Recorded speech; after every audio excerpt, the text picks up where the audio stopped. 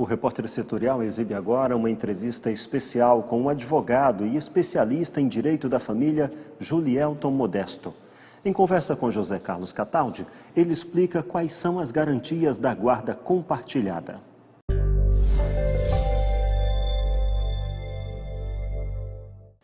Muitas vezes o legislador é bem intencionado, procura trazer coisas de fora para a nossa cultura e a adaptação se torna um tanto difícil, né? Como é o caso dessa tal de medida provisória, que vem do regime parlamentarista italiano, com o propósito de ser introduzido aqui, esperando uma definição parlamentarista que não aconteceu, mas a medida provisória está aí como um trambolho. Discute-se aí também agora a questão da guarda compartilhada do filho, que é um instituto bastante progressista, né, para o nosso ordenamento. Daí porque a necessidade de trazer alguns esclarecimentos aqui. E o nosso convidado de hoje é um especialista nessa matéria.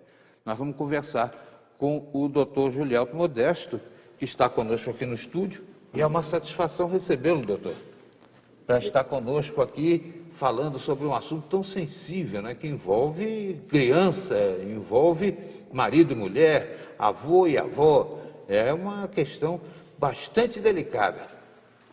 Cataldi, eu que agradeço o convite para conversar sobre esse assunto que é recente. É uma legislação de 2014 aqui no Brasil, mas é um instituto, a guarda compartilhada, que nasceu na Inglaterra, se desenvolveu na França, depois aqui no nosso continente, passou pela Argentina e Uruguai. Na Inglaterra e na França, culturas que a gente tem que aceitar que são mais evoluídas que a nossa, né? Exatamente. E até por ser um instituto novo, recente, a sua aplicação, ela acaba sendo um pouco mais difícil. Por quê? Porque com a alteração legislativa, a guarda compartilhada, ela tornou-se obrigatória. Então, antes o que era uma exceção, agora a lei vem trazendo que nos divórcios, a guarda, ela tem que ser compartilhada dos filhos. Com algumas exceções, quando a impossibilidade, as residências dos pais são distantes, ou o juiz percebe na própria ação do divórcio que não é o caso da guarda compartilhada. E o brasileiro, ele tem uma certa dificuldade na interpretação desse instituto. Inclusive, há pessoas que nos procuram muitas vezes aqui na própria TV, dizendo, meu filho tem que ficar comigo também, porque a guarda é compartilhada. E às vezes se trata de uma criança pequena que ainda carece da atenção materna mais intensamente que do pai, né? Exatamente. E, historicamente, existia uma discussão, ou melhor, um entendimento de que quando havia a separação dos pais, a guarda naturalmente era da mãe. Então esse era o entendimento. Só que houve uma certa evolução na nossa legislação que entende pela prevalência dos interesses do menor. Então nós passamos para uma segunda fase em que naturalmente seria da mãe, mas desde que ela também tivesse condições suficientes para exercer a guarda da criança. E agora, num terceiro momento, que é o atual que nós vivemos, existe, além da prevalência, essa discussão em relação à guarda compartilhada. Porque, como eu havia dito, o brasileiro ele tem uma dificuldade nesse entendimento e ele começa a confundir a guarda compartilhada com a guarda alternada, ou seja, ter a guarda compartilhada não significa que fisicamente o filho vai passar uma semana com a mãe, uma semana com o pai, ou 15 dias. Acabar arrancando a criança pelo meio, né? Salomão, que uma vez fez com que duas mulheres que disputavam uma criança, dizendo que eram mães ao mesmo tempo, ele falou, vou cortar a criança no meio. Aí a mãe verdadeira pulou e disse, não, deixa com ela. Aí ele percebeu, não, você é a mãe verdadeira, porque não quer a morte da criança. Mas, na nossa situação aqui, está muito difícil, porque há maridos achando, não, a guarda é compartilhada, então é metade da despesa para cada um, corta no meio, passa o serrote. E a coisa não é assim, não é por aí que a banda toca. Exatamente, é a sabedoria do rei Salomão, deve ser aplicada também hoje no nosso entendimento, né? As pessoas que têm o cuidado, os pais ou as mães que têm o cuidado maior com o filho, sempre desejam o melhor para ele. E quando você falou da pensão alimentícia ou dos alimentos, é importante também que quem nos assiste tenha esse discernimento, porque os alimentos não têm implicância direta com a guarda compartilhada. Por quê? Porque até mesmo na guarda compartilhada é preciso estabelecer uma residência física para a criança, né? Uma residência fixa. Então, se a criança vai passar a maior parte do tempo com a mãe, ela vai demandar um maior gasto. Então, o pai continua tendo a obrigação alimentar. Então, não pode, sob esse argumento, dizer eu permaneço com meu filho o mesmo tempo e eu não vou pagar os alimentos, né? Porque é importante estabelecer quem que vai pagar a escola, quem que vai pagar o plano médico. Então, todas essas despesas, elas continuam, elas não somem com a guarda compartilhada. E tem gente que acha que essa questão alimentar se resolve com uma equação matemática, tantos por cento porque tem 2 filhos, tantos por cento. E não é por aí também, né? Pelo que a gente conhece um pouquinho, a lei diz que os alimentos serão prestados de acordo com a possibilidade do alimentante e a necessidade do alimentado. Então, não é... Exatamente. Fazer 2 e 2 são 4 ou 5, de acordo com o cantor. Não, de forma alguma, Cataldi. A legislação, em nenhum momento, ela estabelece porcentagem ou qualquer outra regra matemática para que se determine o quanto o alimentante vai pagar ao alimentado.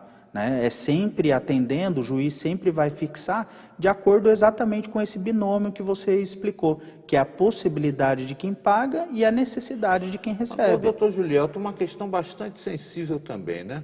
Como é que a gente administra esse instituto tão moderno, tão progressista, diante de situações que são de conflito pleno? Porque o casal sai de frente do juiz, onde está harmonizado e tal, vai para fora, começa a fazer da criança um instrumento de vingança de um com o outro. Mas vou lhe pedir que responda na continuidade da entrevista. Nós voltamos já.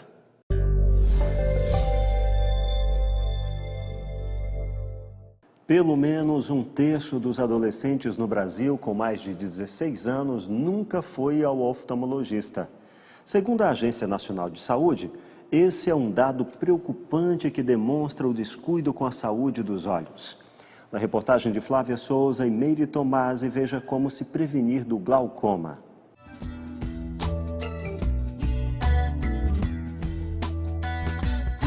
Glaucoma, ele é considerado uma neuropatia, tá? Ou seja, é uma doença do nervo, tá? Só que esse nervo está no olho, então a gente considera como uma doença dos olhos. Mas é um problema no nervo. O nervo, os neurônios, eles começam a morrer. E com isso a gente começa a ter uma perda de campo visual. Então a definição do glaucoma é uma neuropatia que leva a uma perda de campo visual. A tríade principal para o glaucoma, ela consiste de uma pressão aumentada, um nervo óptico com uma escavação aumentada e perda de campo visual. Se o paciente só tiver pressão aumentada, mas ele não tiver nenhuma dessas outras coisas, ela somente é considerada como um hipertenso ocular, não glaucoma. Precisa baixar essa pressão? Não necessariamente. O hipertenso ocular necessariamente é um hipertenso arterial? Também não.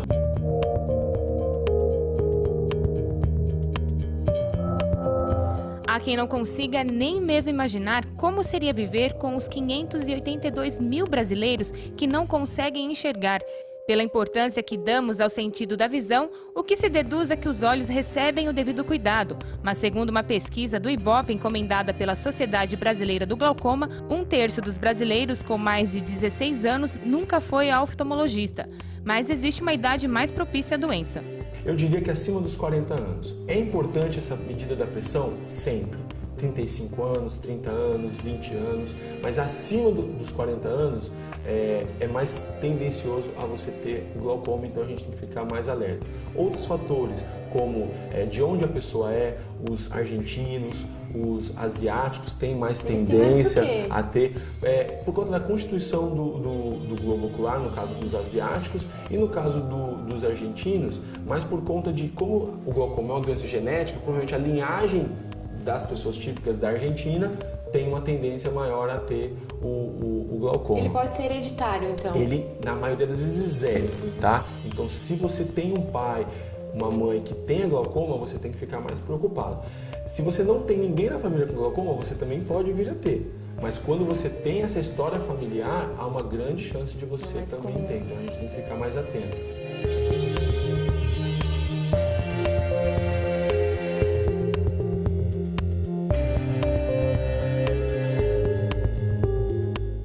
A pauta agora é educação ambiental.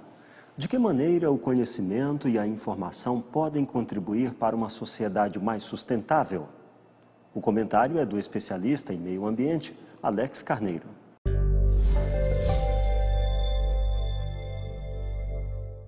Há um conhecido ditado francês que diz: a ignorância é a glória. Esse ditado, na verdade, está demonstrando que se eu desconheço alguma coisa, não vou sofrer acerca disso, nem me preocupar quanto a isso.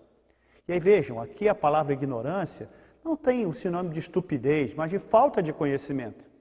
Nesse sentido, é necessário que cada vez mais nos debrucemos e procuremos conhecer acerca das questões de meio ambiente e sustentabilidade, para que possamos mudar a nossa consciência, mudar a nossa atitude e mudar nossos comportamentos. Nesse sentido, a educação ambiental é essencial.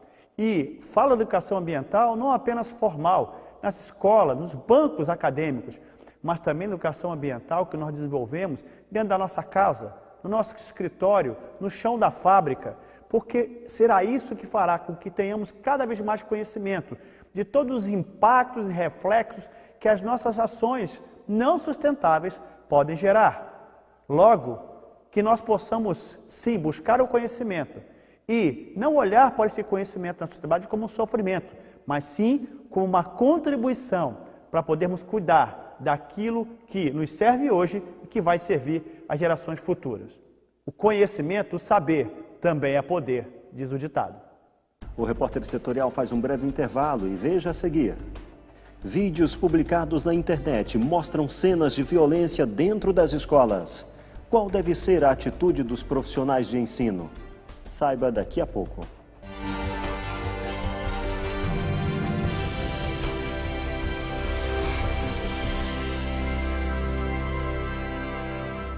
É nossa terra no ar.